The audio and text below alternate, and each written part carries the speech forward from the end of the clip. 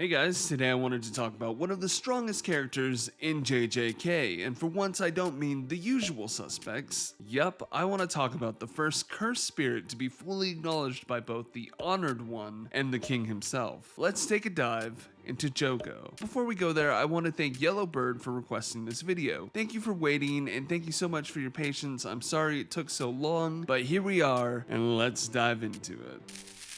Jogo is the almost humanoid, unregistered, special grade cursed spirit who worked alongside Mahito and eventually Kenjaku in order to see his dream of eradicating humans and creating a world where spirits such as himself and his comrades could be accepted without limitations or prosecution come true. He was one of the 4 spirits born from the collective fear of humans, specifically their fear of volcanoes erupting. This heavily influenced Jogo's physical appearance as well as his cursed spirit energy, which in turn led to his biggest personality flaw: pride. Jogo was almost always defined by his pride. He was a much more powerful than average spirit, and even more so than sorcerers, so he had no reason to believe his power wasn't enough to achieve his dream. This flaw would lead him to lose several important battles with monsters of their own right, including a clash with Gojo and Sukuna. But more than pride, Jogo, for all his hatred of humans, was very similar to them. He was ill-tempered and rash, but also very caring towards his fellow curses, and often was able to have the foresight of having self-preservation. A lot of what made Jogo such a compelling villain was the idea that his own insecurities and self-doubt are what made humans so disgusting to himself. Hey guys, if you enjoyed this video or any of the content that I make, please feel free to like and subscribe. We are trying to grow the channel and every little bit helps. Thank you. Character analysis aside, one thing is for sure: Jogo was a powerhouse. He had several incredible displays of unusually strong abilities. Jogo's mere presence was enough to make non-sorcerers combust into fiery balls of misery and pain. Originally appearing around the year 2018, Jogo was highly intelligent and showed a prowess for combat and sorcery, able to combine his intellect and his raw power to take down several high-level sorcerers in just seconds.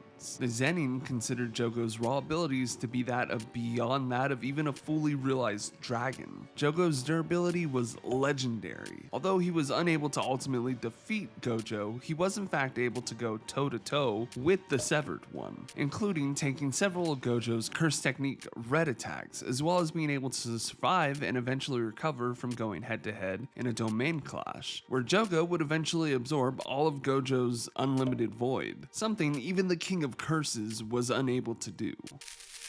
Jogo is one of the most talented cursed spirits we ever encounter in JJK. I know that feels like it shouldn't be correct, but when you take his durability and pure output, it's easy to see why. Let's break down some of his fearsome spirit techniques. Disaster flames. These were powerful pyrokinetic flames that acted as the very base of the core of Jogo, so potent and so lethal that non-sorcerers would combust and be able to physically see the flames. Combat-wise, Jogo used these flames in a variety of ways, but most proficiently used them for close-up combat. As he was able to willingly change the temperature of the flames, they could do everything from needle-nose precision attacks to filling an entire building instantly. Some of the related techniques to his innate flames were ember insects, in which he would create large bugs with stingers that once they stung something would explode. And finally, maximum meteor. As the name suggests, this was Jogo's maximum output and the very personification of his flames.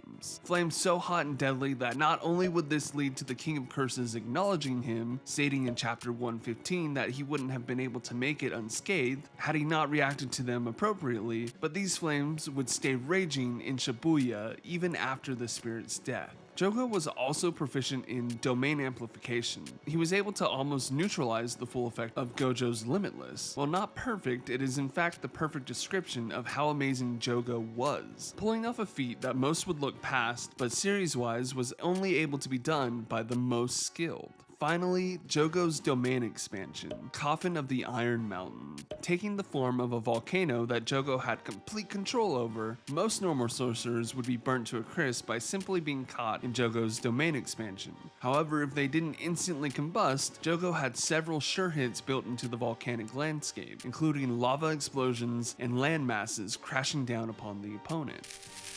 Jogo was an amazing character that managed to leave an imprint on the series in a way that very few other characters could compete with. I believe a big part of why this is the fact that Jogo was more than just a powerful character. He believed fully in his ideals, so much so that death was just another aspect of what needed to be done. He wanted so purely to create a better world for those around him that he was willing to become a martyr for the cause. In the most human way possible, Jogo was trapped by his ideals and pride, creating a beautiful juxtaposition of what it meant to be a cursed spirit and who the true humans were. Jogo was able to form very real bonds with his fellow curses, and his entire goal was a result of wanting to create a better world for them. This desire to leave a legacy and to provide for the ones he loved is what, in my eyes, makes Jogo such an interesting and complex character. Overall, it goes without saying that the volcanic curse was an eruption of great character writing by Gege, something subtle and nuanced. Gege was able to create a villain with very human goals without falling into some of the same traps as some of the other, more popular villains in the series. I think some of the best points in Jogo's story are definitely when we get to see him enjoy his friendships, and when we get to see him flex his power. So it goes without saying that although he may have lost to some of the best in the series, this cursed spirit was on another level and deserves some respect. Anyways, thanks for watching, guys. I hope you enjoyed this video. Let me know if there's a technique or a character you want me to go over next time. And again, this was just a very surface level dive into the character. I'll see you next time. Bye.